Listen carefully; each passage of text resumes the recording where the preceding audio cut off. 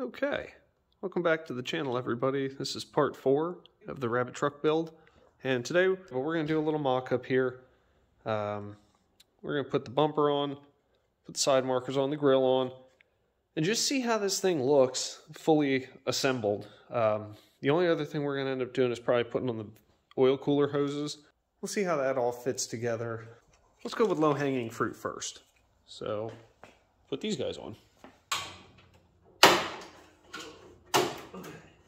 Boom. And boom.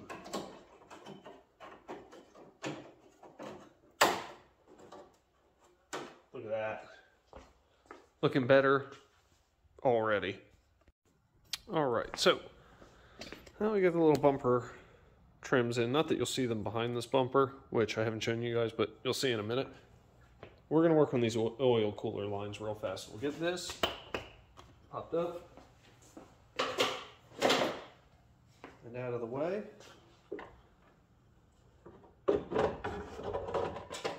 ahead and pull the rad out. The cooler lines. So, as you may notice, with the cooling hoses around here, it's tight. It isn't impossible to fit these, but it is tight. So I'm just going to move everything out of the way a little bit and try to scoot these where they need to go. Okay, so that's hand tight-ish, which is good because then we can move these around if I need to, clock them. That'll work for that. Now these, there we go. Okay, so then,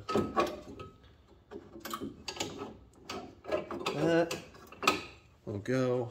Let me get you a better vantage point here real quick. These will go as such. It goes, okay, there we are. So now that we've gotten this started, you can actually get this hand tight, and that buys us a bunch more space here beneath the core support, which is what we're looking for. So that's good. Sometimes a little coercion is necessary, but it looks like we'll be able to do this the way I was hoping to. So that should be okay. So let's review. Cooler lines are attached to the sandwich plate. So that's good. This shouldn't be here when we're finished. Like I said, I'm going to re-engineer this hose because I really don't like it, but for sake of fitment, this is a Mark III hose, as far as I can tell. So it fits, sort of. Anyhow, got our lines. Oh dear. We have our lines run under here, and that's how they're going to sit. So this sits very tight on here, but I expect it will be okay. It's not up against it, so that's good. Let's continue mocking this up. Ta-da. That is just wonderful. Look at that. That's going to fit beautifully. At this point, all I am effectively going to have to do is get, once that's screwed down, make a little bracket from here to here using the little clip-in thing, or to here. Either way works. The rad hose is connected. That's a little tight, but I think when I'm able to re-engineer this hose with something else, it'll fit better. But again, we're in mock-up stages. It's not ready to fire yet. And frankly, when I do test fire this car, I'm not going to have coolant in it anyways, just because I'll expect that I'll probably have to take some stuff apart. So that's fine. Let's go ahead, get the engine cover back on, see how much of this we can actually see. And it should be no more than right there. That is assuming this fits, which I think it will. That's not so bad. So, barely touches here. If I have to, I can take the hole saw and oval this out here so it gives a recess for that, so it keeps it tidy. But other than that, I'd say we're in fairly good shape. Truthfully, that ain't bad. That's pretty good clearance, and everything's in here looking pretty normal.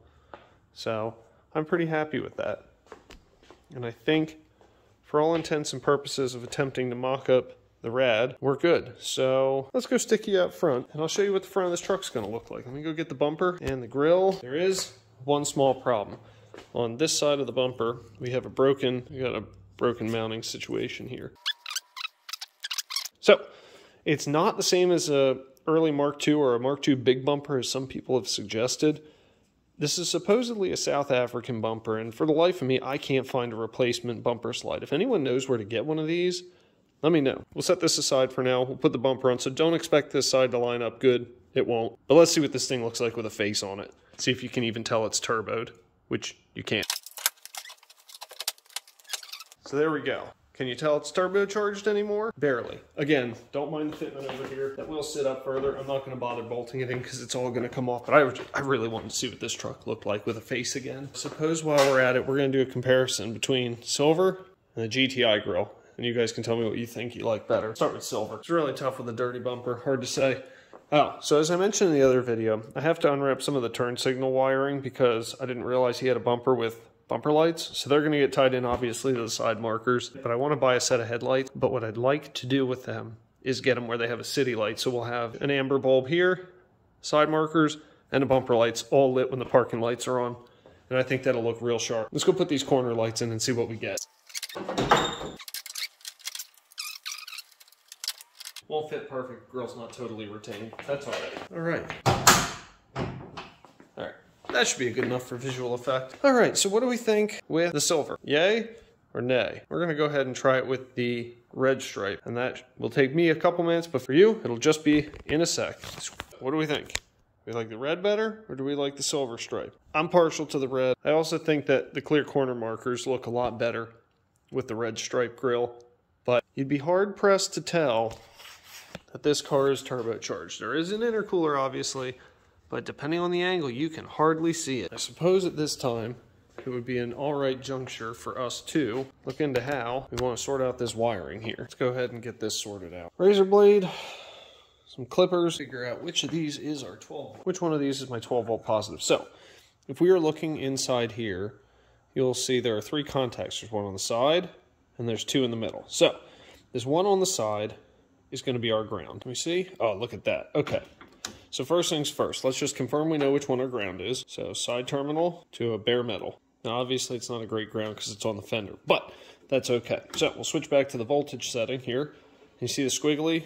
That's alternating current. We want direct current, DC, because this is 12 volt. Put your black lead on the ground, and we're going to probe this pin.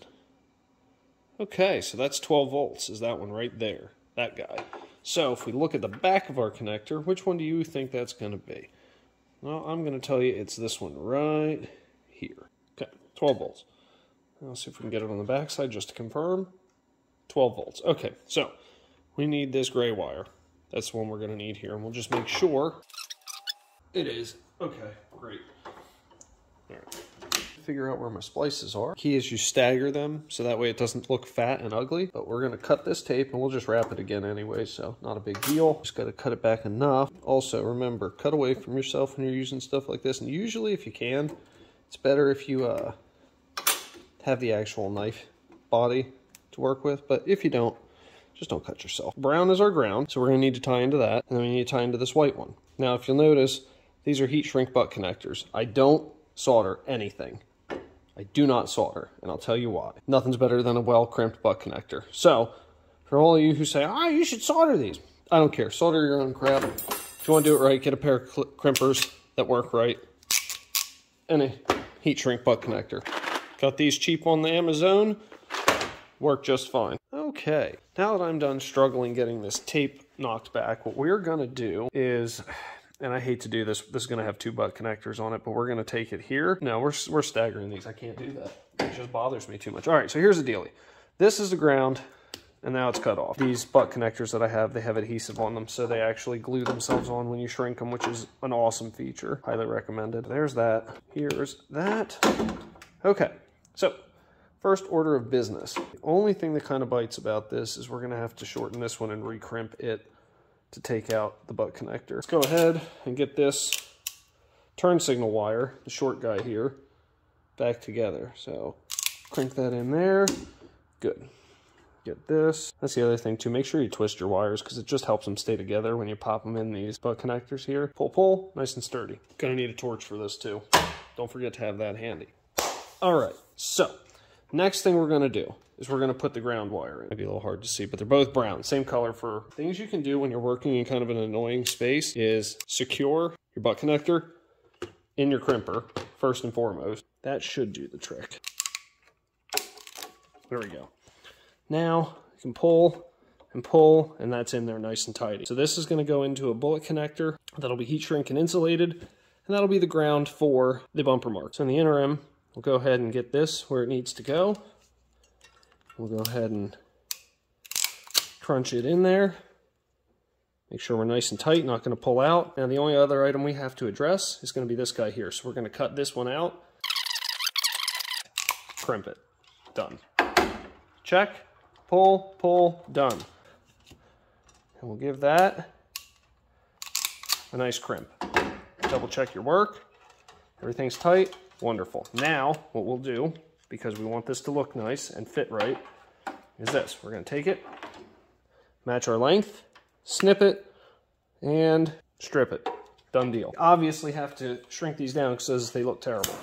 So we'll go ahead and get some heat on them. Just go nice and easy. What I like to do, since I'm not using the heat gun, is keep moving. Otherwise you'll light them on fire.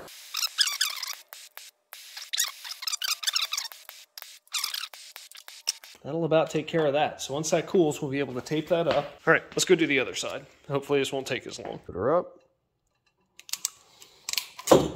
Done. Okay, now, that all said, these should all be about the same length still, and they will overlap very lightly, so they won't be a mess. And all we need to do is take our extra guy over here, and this, okay, take them here, cut them roundabouts, here, doesn't really matter. We'll have extra wire either way. That'll be tucked out of the way, but at least it won't be too short. I will probably shorten these again later, to be honest with you, just to make me happy, but for the time being, we're going to go ahead and do a better job of stripping this. There we are. And we'll call that good. Now we just got to shrink them, and we can go back to the other side since that should be cool by now.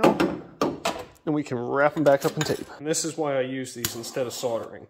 See, with soldering, you have to really worry about making sure that your wire is clean. Otherwise, you won't get really good adhesion with the solder, so then a lot of it's relying on your twisting them together.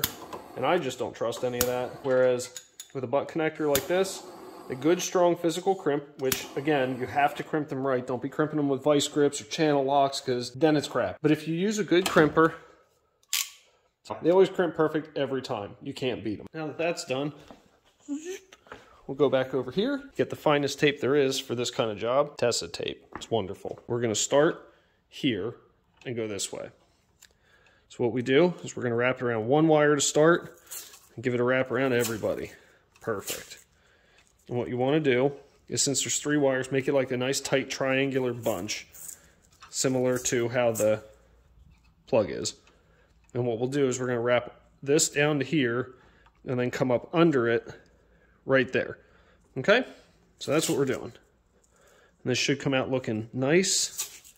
It'll be a little bunchy, but nothing too noticeable because it won't be where you can see it anyhow. So what we do is we're going to go like this. Going to go this side of it, fold them back. This side, come back over again. Okay. And we're going to go over here and over here. Voila. Now, when we are done getting our connections on this end, we'll start from this end of things and go this way and wrap into this section. And that way you won't see any bare wires. It'll stay nice and clean. So let's go do the other side real fast.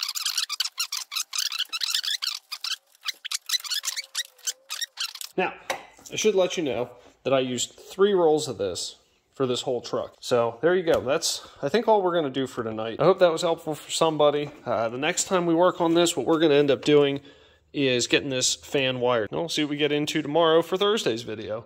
And we'll keep this week of uploads going. So if you guys enjoyed this video, all right, well, just got all my wiring stuff cleaned up. So I think we're going to call it here for the day. And I just want to say thanks to anyone who stuck around this long. I appreciate you watching. If you enjoyed the video, consider leaving a like.